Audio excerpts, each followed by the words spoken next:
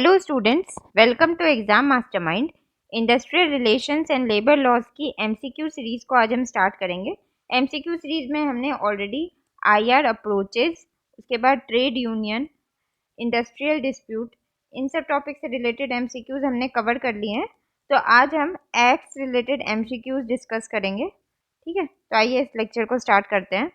As per the factories act, adult means a person who has completed how many years of age. क्या हो जाएगा इसका answer? Adult का क्या definition है फैक्ट्री एक्ट के अकॉर्डिंग? 15, 16, 17 और 18। क्या हो जाएगा इसका आंसर? इसका आंसर हो जाएगा आपका option D, 18 years of age. और ये फैक्ट्री एक्ट के किस सेक्शन में डिफाइंड है? सेक्शन 2A के अंदर। ठीक है, as per factory act, child means a person, child की क्या एज डिफाइन होगी under section 2C of the factory act? Option देखते हैं, 14, 15, 16 और 18। क्या हो जाएगा इसका आंसर? इसका आंसर हो जाएगा आपका ऑप्शन बी, 15 ईयर्स। ठीक है, 15 to 18 ईयर्स आपका हो जाता है एडोलसेंट। ठीक है, उससे नीचे आ जाएगा आपका child. Now next question, as per factories act who among the following are true in respect of dash definition of the worker? Worker के डेफिनेशन में इनमें से कौन सा ऑप्शन आपका सही है? तो वर्कर की डेफिनेशन किस सेक्शन में डिफाइंड है? सेक्शन 2A, जहाँ पे वर्कर का मतलब होता है जो पर्सन, ऐसे पर्सन जो एम्प्लॉयड हो, जो कहीं पे काम कर रहे हो। ठीक है, ऑप्शन देखते हैं, डायरेक्टली और बाय थ्रू एनी एजेंसी, या तो वो डायरेक्टली हायर हुए हो या किसी एजेंसी के थ्रू हायर हुए हो, इसमें कॉन्ट्रैक्टर भी इंक्लूड होता है। सेकेंड ऑप्शन है विथ और without the knowledge of principal employer. Third option है वेदर फॉर रेम्यूनरेशन और नॉट। और लास्ट ऑप्शन है आपका इन एनी मैन्युफैक्चरिंग प्रोसेस। तो क्या हो जाएगा इसका आंसर? इसमें ऑप्शंस देखते हैं, इसमें आपके ऑप्शंस हैं 3 and 4 only, 1, 3 and 4 only, 1 and 4 only, और 1, 2, 3, 4। तो क्या हो जाएगा इसका आंसर? इसका आंसर हो जाएगा आपका ऑप्शन डी, 1, 2, 3, 4। इसमें चारों ही स्टेटमेंट आपके वर्कर्स के डेफिनेशन में फिट बैठते हैं कि वो एजेंसी के थ्रू हायर हो या डायरेक्ट हायर हो।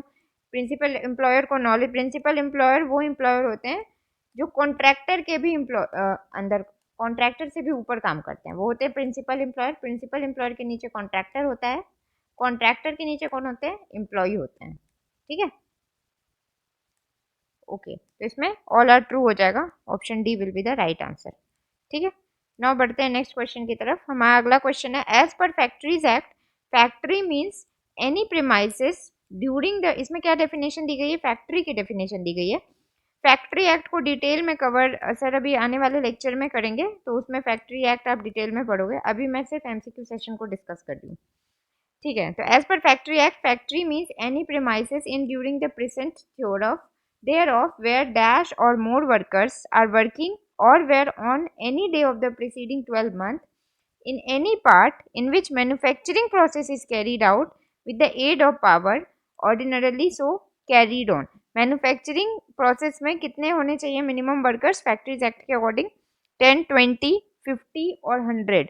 क्या हो जाएगा इसका आंसर? इसका आंसर हो जाएगा ऑप्शन ए, 10। तो फैक्ट्रीज एक्ट में कवर होने के लिए अगर मैन्युफैक्चरिंग प्रोसेस से रिलेटेड वर्क है तो कितने एम्प्लॉय होने चाहिए मिनिमम? कम से कम 10 एम्प्लॉय होने चाहिए। ठीक है, और वो काम कितने दिन करने चाहिए?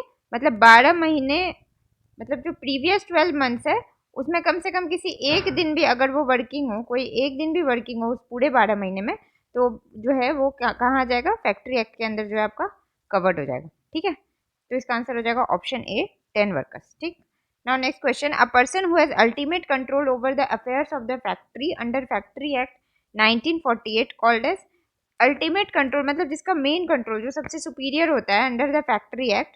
ठीक है, उस पर्सन को हम क्या बोलेंगे?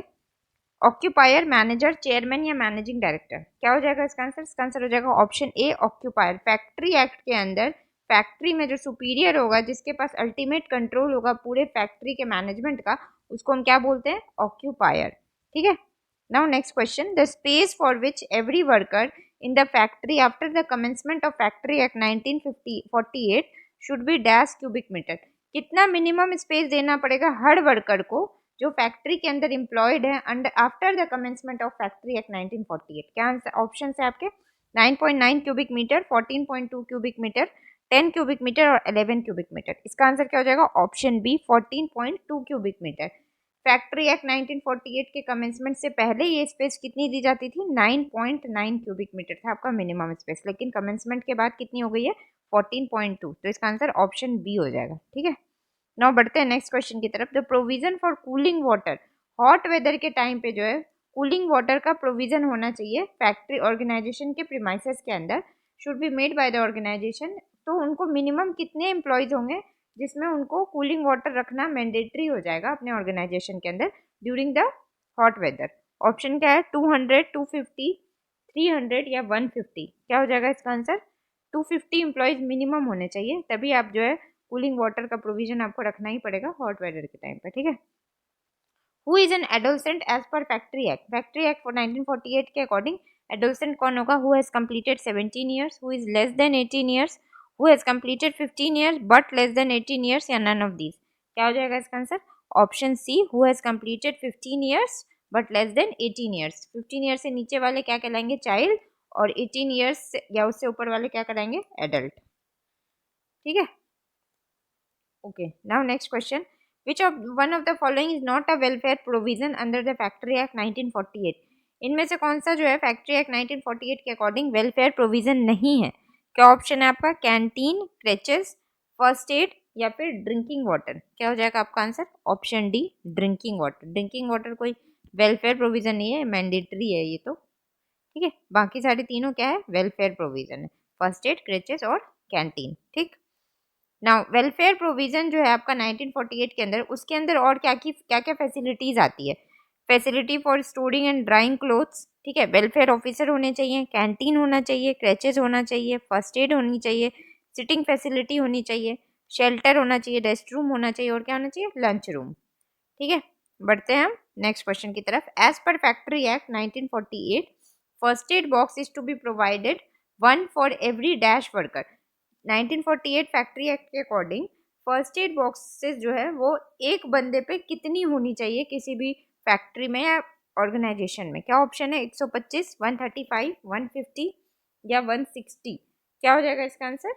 इसका आंसर हो जाएगा आपका ऑप्शन सी, कम से कम 150 बंदों पे, 150 एम्प्लॉय पे एक फर्स्ट एड बॉक्स होना ही चाहिए मिनिमम। ठीक है, 1 first aid box on every 150 employees. ठीक, नाउ बढ़ते हैं हम नेक्स्ट क्वेश्चन की तरफ। Safety officer are to be appointed if organisation is engaging. Safety officer हम कितने मिनिमम बंदों पे जो है सेफ्टी ऑफिसर को अपॉइंट करना जरूरी हो जाता है as per factory act? Option है आपके 1000, 2000, 500 या 750? क्या हो जाएगा इसका आंसर? ऑप्शन ए, 1000। 1000 अगर आपके यहाँ एम्प्लॉय है तो आपको एक सेफ्टी ऑफिसर को अपॉइंट करना ही पड़ेगा। ठीक है, now next question, canteen is to be provided. Canteen आपको कितने मिनिमम एम्प्लॉयज में प्रोवाइड करानी पड़ेगी एज पर फैक्ट्री एक्ट 1948? 250, 230, 300 या 275? क्या हो जाएगा इसका आंसर?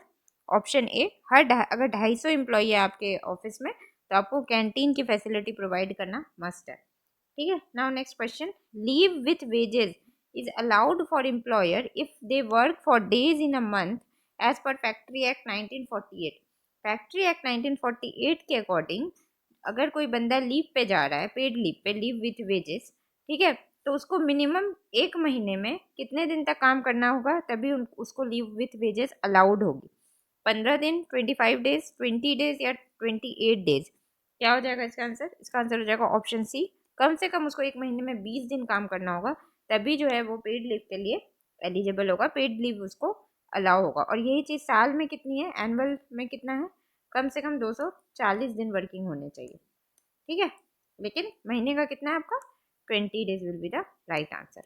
ठीक, now next question, welfare officer are to be appointed if the organization is engaging dash or more employees as per factory act 1948। वेलफेयर ऑफिसर कितने मिनिमम लोगों पे अपॉइंट होगा? 500, 250, 600 या 750?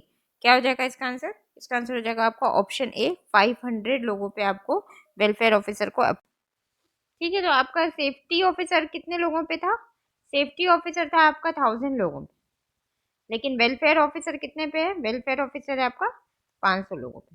ठीक, now next question, the ambulance room is to be provided. इसका answer option A है 500। Now next question, the ambulance room is to be provided if the organization is engaging employees dash or more employees as per factory act 1948। Factory act 1948 के according ambulance room जो है वो कितने employees पे आपको provide करना ही पड़ेगा? 400, 350, 500 या 450, क्या हो जाएगा इसका आंसर? ऑप्शन सी, ये भी 500 है। 500 लोग हैं अगर आपके फैक्ट्री में, तो आपको एक एम्बुलेंस रूम प्रोवाइड कराना ही पड़ेगा एम्प्लॉयज़ के लिए। Now next question, creche is to be provided, creche कितने लेडी एम्प्लॉय पे आपको प्रोवाइड कराना पड़ेगा? इफ वन और मोर होगा, यहाँ पे वन और मोर, ठीक है, इसको मैं पीडीएफ में करेक्ट कर दूंगी। If how many more lady employ are engaged dash or more female employees as per factory act 1948, option क्या है? 25, 32, 30 और 40, क्या हो जाएगा इसका आंसर? इसका आंसर हो जाएगा आपका ऑप्शन सी, 30। अगर आपके ऑफिस में 30 फीमेल एम्प्लॉय हैं तो आपको क्रैच फैसिलिटी जो है प्रोवाइड करानी पड़ेगी एज पर फैक्ट्री एक्ट 1948, ठीक है। Obligation of workers under the Factory Act 1948 was discussed in which section? Obligation of workers जो है Factory Act 1948 के किस सेक्शन में डिस्कस किया गया है? सेक्शन 78, 100, 111 एंड 99, क्या हो जाएगा इसका आंसर? ऑप्शन सी, सेक्शन 111 के अंदर आपका obligation of worker under factory act को डिस्कस किया गया है। Now next question, the term sabbatical is connected with, sabbatical से आप क्या समझते हैं? क्या ऑप्शन है आपके? Paid leave for study, paternity leave, maternity leave या क्वारंटीन लीव, क्या हो जाएगा answer? Option A, paid leave for study, ठीक है। जो भी आप पेड लीव लेते हो स्टडी के लिए, उसी को हम क्या कहते हैं? सेबेटिकल लीव कहते हैं, ठीक है। Section 49 of the factories act 1947 says about, section 49 जो है आपका फैक्ट्रीज एक्ट 1947 का, वो क्या बताता है आपको इस बारे में? Rest room, canteen, welfare officer या क्रैश, क्या हो जाएगा answer? Option C, welfare officer. Welfare officer के बारे में कहाँ पे दिया गया है? Section 49 of the factory act 1947। और मिनिमम कितने लोगों पे वेलफेयर ऑफिसर अपॉइंट करना होगा? 500 लोगों पे, एंड सेफ्टी ऑफिसर 1000 लोगों पे, ठीक है। Now next question, section 2K of the factories act 1947 says about, section 2K जो है आपका, इसमें मैंने इंपॉर्टेंट सेक्शन से रिलेटेड मैंने कोशिश किया कि सारी एमसीक्यू आपको प्रोवाइड करा दूं, तो कुछ इंपॉर्टेंट सेक्शन मैंने एमसीक्यू के अंदर डाले हैं सो दैट आपको मेमोराइज करना ईजी हो जाए, ठीक है। Section 2K of the factories act 1947 किसके बारे में आपको बताता है? मैन्युफैक्चरिंग प्रोसेस, फैक्ट्री, वर्कर और नन ऑफ दीज, क्या हो जाएगा इसका answer? Option A, manufacturing process. For contravention of provisions of Factory Act or rules, the occupier shall liable for punishment up to, अगर आप फैक्ट्रीज एक्ट का कोई contravention करते हैं, उल्लंघन करते हैं, तो उस केस में जो ऑक्यूपायर होता है, ऑक्यूपायर मैंने क्या बताया था? फैक्ट्री में जो सबसे सुपीरियर होता है, जिसके पास अल्टीमेट कंट्रोल होता है पूरे फैक्ट्री का, उसको पनिशमेंट कितने तक की मिलेगी कॉन्ट्रावेंशन के केस में? ऑप्शन देखते हैं, 1 year और फाइन अप टू 2 lakhs और बोथ, 6 months और फाइन अप टू 10,000 और बोथ, 3 years और फाइन अप टू 10,000 और बोथ, 2 years और फाइन अप टू 1 lakh और बोथ, क्या हो जाएगा आंसर? ऑप्शन डी, 2 साल तक की जेल हो सकती है और फाइन भी हो सकता है 1 लाख तक का, या फिर दोनों हो सकते हैं, ठीक है। Now next question, if any employee found violating the section 20 of the factory act 1947 shall be fined up to rupees, अगर कोई एम्प्लॉय फैक्ट्रीज एक्ट के सेक्शन 20 को वायलेट करता है, एम्प्लॉय अगर वायलेट करता है, तो उसको जो है फाइन कितना तक का देना पड़ेगा? मैक्सिमम ₹10, ₹5, ₹15 या फिर ₹20, क्या हो जाएगा इसका आंसर? ऑप्शन बी, ₹5 तक का उसको जो है फाइन भरना पड़ेगा एम्प्लॉय को, अगर वो section 20 of the factory act को वायलेट करता है तो। Now next question, the licence fee can be paid to get a licence for a factory, maximum up to, licence fee जो है वो कितनी पे करनी पड़ेगी? लाइसेंस रिसीव करने के लिए एक फैक्ट्री को अगर लाइसेंस चाहिए तो उसको कितने तक का लाइसेंस फी जो है मैक्सिमम वो पे कर सकता है? 1 year only, 2 year only, 3 year only या 5 year ओनली, क्या हो जाएगा आंसर? मैक्सिमम जो है वो 5 साल तक के लिए लाइसेंस फीस पेड कर सकता है लाइसेंस लेने के लिए, ठीक है। 5 years will be the right answer. Now next question, the renewal application for a licence, अगर आपका लाइसेंस एक्सपायर होने वाला है तो आपने अगर रिन्यूअल एप्लीकेशन के लिए अप्लाई किया है, सबमिटेड, अगर आपने 31 दिसंबर के बाद सबमिट किया है अपना रिन्यूअल एप्लीकेशन, तो आपको कितने तक का फाइन पे करना पड़ेगा? 10% of the licence fee, 20% of the licence fee, 30% of the licence fee या नन ऑफ दीज, क्या हो जाएगा answer? Option B, 20% of the licence fee जो है आपको रिन्यूअल एप्लीकेशन के साथ अलग से फाइन भरना पड़ेगा। मतलब अगर आपका 100 रुपये रिन्यूअल चार्जेस हैं तो आपको 120 रुपये पे करना पड़ेगा, ठीक है। Now next question, section 20 of the factories act क्या बताता है? यहीं पे आपका सेक्शन 20 के अंदर, सेक्शन 20 ही वायलेट करने के केस में कितने का फाइन देना पड़ता था एम्प्लॉय को? ₹5 का, है ना। तो उसी में बोला गया है section 20 of the factories act discuss about, किसके बारे में डिस्कस करते हैं? ड्रिंकिंग वाटर, लाइटिंग, स्पिटॉन्स या फिर यूरेनल्स। क्या हो जाएगा इसका आंसर? इसका आंसर हो जाएगा आपका स्पिटॉन्स। ठीक है, option C will be the right answer. Now next question, the employment of young person on dangerous machines. अगर आप यंग पर्सन को हायर करते हो डेंजरस मशीन को ऑपरेट करने के केस में, तो उस केस में जो है shall be prohibited under section, ये किस सेक्शन में जो है आपको प्रोहिबिट किया गया है? फैक्ट्रीज एक्ट 1947 के अंदर आप यंग पर्सन को डेंजरस मशीन्स को ऑपरेट करने के लिए नहीं रख सकते हो, तो ये आपका प्रोहिबिटेड है। तो किस सेक्शन के अंदर प्रोहिबिटेड है? सेक्शन 21, 22, 23 और 24। क्या हो जाएगा इसका आंसर? इसका आंसर हो जाएगा ऑप्शन सी, सेक्शन 23 के अंदर आप किसी भी यंग पर्सन को डेंजरस मशीन ऑपरेट करने के लिए एम्प्लॉयमेंट नहीं दे सकते हो। ठीक है, now next question, a suitable goggles shall be provided for the protection of person employed in any factory is discussed in which section of the factories act. आपको suitable goggles provide कराना पड़ेगा protection of person के लिए जो factory में employed है। ठीक है, कुछ सुटेबल ऐसे काम होते हैं जिसमें गॉगल प्रोवाइड करना ज़रूरी होता है, तो वो आपको प्रोटेक्शन के लिए प्रोवाइड कराना ही पड़ेगा। तो ये आपका किस सेक्शन में लिखा गया है? सेक्शन 36, सेक्शन 39, सेक्शन 40 या सेक्शन 35। क्या हो जाएगा इसका आंसर? इसका आंसर हो जाएगा ऑप्शन डी, सेक्शन 35 में जो है आपको पर्सन के एम्प्लॉय के प्रोटेक्शन के लिए गॉगल्स को प्रोवाइड कराना मैंडेटरी हो जाता है। Section 35 will be the right answer. ठीक है, now next question, the occupier shall be punishable with imprisonment extend up to dash month और फाइन ऑफ रुपीज डैश और both for using false certificate of fitness. अगर जो occupier है, मतलब जो superior है फैक्ट्री का, अगर उसने फॉल्स सर्टिफिकेट प्रोड्यूस किया है, तो उसको कितने तक की इम्प्रिजनमेंट और कितने तक का फाइन देना पड़ सकता है? 2 months imprisonment 1000 fine, 1 year imprisonment 2000 fine, 6 month imprisonment 1000 fine या फिर 1 मंथ इम्प्रिजनमेंट 5000 फाइन। क्या हो जाएगा आंसर? ऑप्शन ए, 2 महीने तक की इम्प्रिजनमेंट जेल हो सकती है और 1000 रुपये तक का फाइन भरना पड़ सकता है, या फिर उसको दोनों हो सकता है। ठीक है, now next question, where dash are employed in a factory there shall be a safety committee. ठीक है, कितने एम्प्लॉयज जो है फैक्ट्री में होंगे जहाँ पे उनको क्या करना पड़ेगा? एक सेफ्टी कमेटी को अपॉइंट करना पड़ेगा फैक्ट्री के अंदर एज पर फैक्ट्री एक्ट 1948। क्या आंसर है? 100 और मोर वर्कर, 150 और मोर वर्कर, 200 और मोर वर्कर या 250 और मोर वर्कर। क्या हो जाएगा आंसर? ऑप्शन डी, कम से कम अगर 250 या उससे ज़्यादा लोग हैं तो उस केस में सेफ्टी कमेटी जो है आपको अपने फैक्ट्री में बनानी ही पड़ेगी, लेकिन सेफ्टी ऑफिसर जो है वो 1000 अगर वर्कर है तभी आपको अपॉइंट करना ज़रूरी है। ठीक है, now next question, dash of the factories act discuss about workers participation in management. Workers participation in management के बारे में फैक्ट्रीज एक्ट में किस सेक्शन में मेंशन्ड है? सेक्शन 40, 41.h, सेक्शन 41G या सेक्शन 41F। क्या हो जाएगा आंसर? ऑप्शन सी, सेक्शन 41G के अंदर जो है WPM workers participation in management के बारे में मेंशन्ड है। ठीक है, section 19 of the factories act, section 19 क्या डिस्कस करता है आपका फैक्ट्रीज एक्ट में? ड्रिंकिंग वाटर, लाइटनिंग, सैनिटेशन या आर्टिफिशियल ह्यूमिडिफिकेशन। क्या हो जाएगा आंसर? ऑप्शन सी, सैनिटेशन। ठीक है, सेक्शन 20 में क्या था आपका? स्पिटॉन्स के बारे में। ठीक, लेकिन सेक्शन 19 में क्या है? सैनिटेशन के बारे में, यूरिनल के बारे में। ठीक है, now next question, dash of the factories act discuss about the nomination of the manager of A factory. कौन से सेक्शन में फैक्ट्रीज एक्ट में ये डिस्कस किया गया है कि फैक्ट्री का मैनेजर को हमें नॉमिनेट करना है? About the nomination procedure of the manager of a factory. ठीक है, क्या आंसर है?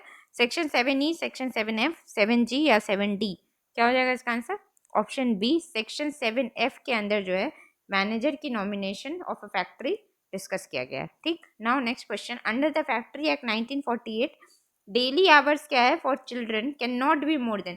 चिल्ड्रन का डेली आवर मैक्सिमम कितना हो सकता है? 8 आवर, 6 आवर, 4.5 आवर या 5.5 आवर।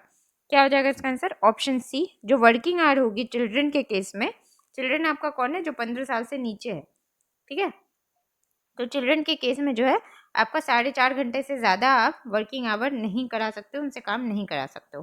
ठीक है, now next question, according to the factories act 1948 the minimum number of person employed in a factory working without power. ठीक है, विदाउट पावर जो है वो फैक्ट्री, विदाउट पावर मतलब बिना लाइट के, फैक्ट्रीज एक्ट 1948 के अंदर मिनिमम कितने पर्सन एम्प्लॉयड होंगे फैक्ट्री में जो कि कवर किए जाएंगे फैक्ट्री एक्ट के अकॉर्डिंग? 10, 20, 25 और 50। क्या हो जाएगा इसका आंसर? इसका आंसर हो जाएगा ऑप्शन बी। अगर आपकी फैक्ट्री में पावर नहीं है उस केस में कम से कम 20 बंदे होने चाहिए आपके फैक्ट्री में, तभी जो है आप फैक्ट्री एक्ट 1948 के अंदर कवर होगे। ठीक है, विदाउट पावर आपका 20 आंसर है, याद रखिएगा, विदाउट पावर। ठीक, 20 will be the right answer. Now the maximum period of spread over for children under the factory act 1948। देखो मिनिमम आप चिल्ड्रन से 4.5 घंटे से ज़्यादा जो है वर्किंग आवर नहीं है, 4.5 घंटा ही आप मिनिमम काम करा सकते हो। लेकिन स्प्रेड ओवर पीरियड क्या है चिल्ड्रन के केस में, स्प्रेड ओवर हम अभी डिस्कस करेंगे आगे, उससे भी एमसीक्यू है। 4.5 आवर, 5 आवर, 6 आवर या 8 आवर, क्या हो जाएगा इसका answer? Option B 5 hour. Spread over होता है इंटरवल और वर्किंग आवर को मिला के, मतलब टोटल कितना वो कितनी देर वो फैक्ट्री में है बेसिकली, वो आपका स्प्रेड आवर है, स्प्रेड ओवर है। उसमें लंच आवर भी आपका, इंटरवल टाइम भी इंक्लूड होता है, तो वो आपका मैक्सिमम कितना होगा? 5 घंटे। ठीक है, बेसिकली आप 5 घंटे से ज़्यादा किसी भी बच्चे को फैक्ट्री के अंदर बिठा के नहीं रख सकते हो। ठीक, now next question, as per factory act 1948 does not make the provision for worker regarding their. इनमें से ऐसे कौन से ऑप्शन है जिसका प्रोविजन जो है वो फैक्ट्री एक्ट में मेंशन नहीं है वर्कर्स के लिए? इंश्योरेंस, हेल्थ, सेफ्टी या फिर वेलफेयर, क्या हो जाएगा आंसर? ऑप्शन ए इंश्योरेंस आपका फैक्ट्री एक्ट 1948 का प्रोविजन नहीं है। ठीक है, under no circumstances an employer shall employ a child in a factory. ठीक है, इसमें से किस टाइम में जो है वो चाइल्ड को एम्प्लॉय नहीं कर सकता है एम्प्लॉयर, किसी भी सर्कमस्टांसेस में नहीं कर सकता। क्या ऑप्शन है? 8 PM to 7 AM, 9 PM to 8 AM, 10 PM to 5 AM या 10 PM to 6 AM, क्या हो जाएगा आंसर? ऑप्शन डी 10 PM से 6 AM, ये वाला जो टाइम है इसमें कोई भी फैक्ट्री जो है वो किसी चाइल्ड को अपने फैक्ट्री में एम्प्लॉयमेंट नहीं दे सकती है, ये डिबार्ड है as per factory act 1948। Now next question, spread over का क्या मतलब होता है? स्प्रेड ओवर का क्या मतलब है? Distribution of workers, distribution of work among workers in a factory, arrangement of shift per day, total hour of work inclusive of rest interval for worker per day, period spent by worker in the organisation as well as outside the organisation.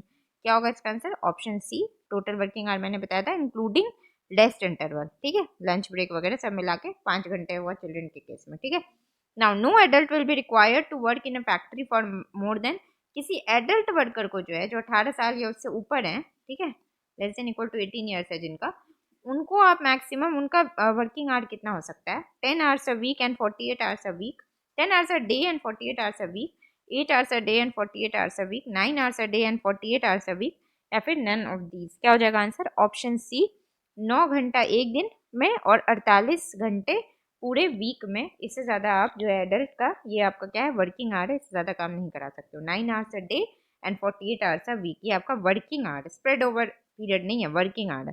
Spread over क्या होगा adult worker में? In a normal situation in a factory should not be more than, normal situation में spread over कितना हो सकता है एक दिन में स्प्रेड ओवर एडल्ट के केस में? 12 hours a day, 10.5 hours a day, 9 hours a day या नन ऑफ दीज। क्या हो जाएगा आंसर? ऑप्शन बी 10.5 घंटा आपका जो है स्प्रेड ओवर आवर है। वर्किंग आवर कितना है? 9 आवर्स। ठीक है, ये एक दिन की बात हो रही है। और पूरे वीक में कितना है वर्किंग आवर? 48। ठीक, now next question, with the permission of the, लेकिन अगर आपने चीफ इंस्पेक्टर जो है आपका फैक्ट्री का, उससे अगर आपने परमिशन ली हुई है तो मैक्सिमम स्प्रेड ओवर पीरियड क्या हो सकता है एक्सेप्शनल सिचुएशन में? हमने नॉर्मल सिचुएशन की बात की थी, एक्सेप्शनल सिचुएशन में जो है मैक्सिमम स्प्रेड ओवर कितना हो सकता है एडल्ट वर्कर्स के लिए? 15 hours a day, 14 hours a day, 12 hours a day या फिर 10 आवर्स अ डे। क्या हो जाएगा इसका answer? Option D C sorry 12 hours a day, 12 घंटा जो है आपका स्प्रेड ओवर हो सकता है चीफ इंस्पेक्टर के परमिशन लेने के बाद एक्सेप्शनल सिचुएशन में। ठीक है, कितना है आपका? 12 आवर्स अ डे, ये मैक्सिमम है। ठीक, now next question, total number of over time, जो ओवर टाइम कोई बंदा अगर काम करता है जिसके लिए उसको ओवर टाइम अलाउंसेस भी दी जाती है, वो कितना हो सकता है maximum? 20 hours in any quarter, 30 hours in any quarter, 40 hours in any quarter या 50 आवर्स इन एनी क्वार्टर। क्या हो जाएगा आंसर इसका? ऑप्शन डी, आप किसी भी बंदे से, क्वार्टर का मतलब हो गया 3 महीना, 3 मंथ में जो है आप 50 घंटे से ज़्यादा उसको ओवर टाइम नहीं करा सकते, मतलब 3 महीने में वो मैक्सिमम जो है 50 आवर्स तक का ओवर टाइम कर सकता है, उससे ज़्यादा नहीं कर सकता है। ठीक है, now next question, a young person, young person जो अभी हमने ऊपर देखा था, तो जिसको डिबार किया गया था उस चीज़ के लिए कि वो किसी भी डेंजरस इक्विपमेंट को ऑपरेट नहीं कर सकता है। ठीक है, तो यंग पर्सन का क्या मतलब होता है? एडल्ट, एडोसेंट या चाइल्ड? क्या ऑप्शन है? Who has not completed 21 years, who is either a children, child or an adolescent, who has completed his 15 years of age, या फिर नन ऑफ द अबव। क्या हो जाएगा इसका आंसर? इसका आंसर हो जाएगा ऑप्शन बी, या तो वो चाइल्ड है या तो वो एडोसेंट है, बेसिकली जिसके 18 साल से कम एज है, लेस देन 18 ईयर्स है जो, वो लोग किसके कैटेगरी में आ जाएंगे, यंग पर्सन के कैटेगरी में आ जाएंगे। और आप 18 साल से कम वाले लोगों से डेंजरस और मशीन को जो है वो ऑपरेट नहीं करवा सकते हो, ठीक है, वो प्रोहिबिटेड है as per factory act 1948। Now next question, no sanitation facility in a factory should be situated near a place of drinking water. जहाँ पे पानी पीने की जगह है वहाँ पे आप कोई सैनिटेशन फैसिलिटी फैक्ट्री में प्रोवाइड नहीं करा सकते हो with in A radius of, कितनी दूरी पे जो है वो सैनिटेशन वाली फैसिलिटी जो है वो नहीं होगी ड्रिंकिंग वाटर के आसपास। क्या ऑप्शन है, 10 मीटर, 8 मीटर, 6 मीटर या 20 मीटर। क्या हो जाएगा इसका आंसर, इसका आंसर हो जाएगा आपका ऑप्शन सी, 6 मीटर तक के रेडियस में जो है अगर पानी पीने की जगह के आसपास सैनिटेशन की फैसिलिटी नहीं होनी चाहिए, ठीक है। Now next question, under the factory act 1948 a worker in a public utility service will have to make a advance application for going on leave with wages will be. Factory act 1948 के अंदर अगर आप paid leave पे जा रहे हो, ठीक है, तो उस केस में आपको कितने दिन पहले जो है एडवांस एप्लीकेशन देनी पड़ेगी, अपने फैक्ट्री में इन्फॉर्म करना पड़ेगा बेसिकली कि आप लीव पे जा रहे हो। क्या ऑप्शन है, 2 months advance notice, 15 days advance notice, 1 month advance notice या 30 डेज एडवांस नोटिस। क्या हो जाएगा आंसर, ऑप्शन डी, 30 डेज। 30 दिन पहले आपको जो है एडवांस में नोटिस देना पड़ेगा कि आप जो है वो going on leave with wages, paid leave पे जा रहे हो, ठीक है। Now next question, leave with wages can not be accumulated by an adult worker in a factory for, जो आपकी पेड लीव है उसको आप किसके साथ जो है एक्यूमुलेट नहीं कर सकते हो, more than 10 days, more than 30 days, more than 40 days या मोर देन 15 डेज। क्या हो जाएगा इसका आंसर, मोर देन 30 डेज, ठीक है। 30 दिन तक अगर आपकी लीव है आप उससे ज़्यादा जो है उसको एक्यूमुलेट नहीं, एक्यूमुलेट का मतलब हो गया जमा करना, छुट्टियों को जमा करना कि मैक्सिमम हम छुट्टियां जमा कर दे तब छुट्टी पे जाएंगे, तो मैक्सिमम जो है आप 30 लीव को ही जमा कर सकते हो, इससे ज़्यादा अगर आप नहीं कर सकते तो आपकी लीव क्या होगी, लैप्स हो जाती है, ठीक है। तो एडल्ट वर्कर मैक्सिमम कितनी छुट्टियां जमा कर सकते हैं, 30 दिन तक की। In case of children as per factory act leave with wages can be accumulated up to, paid leave को आप कितने दिन एक्यूमुलेट कर सकते हो चिल्ड्रन के केस में, ये एडल्ट के केस में आपका 30 दिन है, चिल्ड्रन के केस में कितना है, 20 डेज, 30 डेज, 40 डेज या 50 डेज। क्या हो जाएगा इसका आंसर, ऑप्शन सी, 40 डेज, ठीक है। चिल्ड्रन के केस में आप 40 दिन तक का मैक्सिमम लीव एक्यूमुलेट कर सकते हो, एडल्ट के केस में 30 दिन तक का। Now next question, to be entitled to leave with wages under the Factory Act 1948, the worker should have to work in a previous full calendar year at least for, साल में आपको कितने दिन तक काम करना पड़ेगा पेड लीव के केस में, महीने का तो हमने ऊपर देख लिया था 20 दिन था, साल में कितना है आपका 30 डेज, 100 डेज, 200 डेज या 240 डेज। क्या हो जाएगा आंसर, 240 दिन आपको कम से कम साल में काम करना पड़ेगा लीव विथ वेजेस के लिए एंटाइटल होने के लिए, ठीक है। The factory act 1948 applies to, 1948 factory act किस किस पे फैक्ट्री पे अप्लाई होगा, only to seasonal factory, only to perennial factory, both to seasonal and perennial factory, या फिर नन ऑफ दिस। क्या हो जाएगा answer, both to seasonal, seasonal factory हो गई जहाँ पे किस सीजन में काम होता है, ठीक है, पेरेनियल फैक्ट्री हो गई जो 12 महीने चलती है, ठीक है। Now next question, who among the following has been given vital power with regard to inspection under the factory act। Factory act 1948 के अंदर इंस्पेक्शन की वाइटल पावर किसको दी गई है, फैक्ट्रीज के इंस्पेक्शन के लिए, labour commissioner, registrar of trade union, chief inspector of factory या फिर लेबर सुपरिटेंडेंट। क्या हो जाएगा इसका आंसर, इसका आंसर हो जाएगा आपका ऑप्शन सी, चीफ इंस्पेक्टर जो होंगे फैक्ट्री पे उसके पास ही वाइटल पावर होगी इंस्पेक्शन करने की फैक्ट्रीज पे एज पर फैक्ट्रीज एक्ट 1948। इसी के साथ हमारे 150 क्वेश्चंस कंप्लीट होते हैं। इसके आगे के मैंने फैक्ट्रीज एक्ट के मैक्सिमम सारे क्वेश्चंस कवर कर दिए हैं, अब जो बाकी के एक्ट्स हैं उसके क्वेश्चंस मैं नेक्स्ट MCQ सेशन में डिस्कस करूंगी। अगर आपको हमारा लेक्चर पसंद आ रहा हो तो प्लीज़ हमारे चैनल को लाइक कीजिए, सब्सक्राइब कीजिए, अपने फ्रेंड्स के साथ शेयर कीजिए और अपने कमेंट सेक्शन में अपना फीडबैक ज़रूर दीजिए, ठीक है। Thank you for watching my video, have a nice day.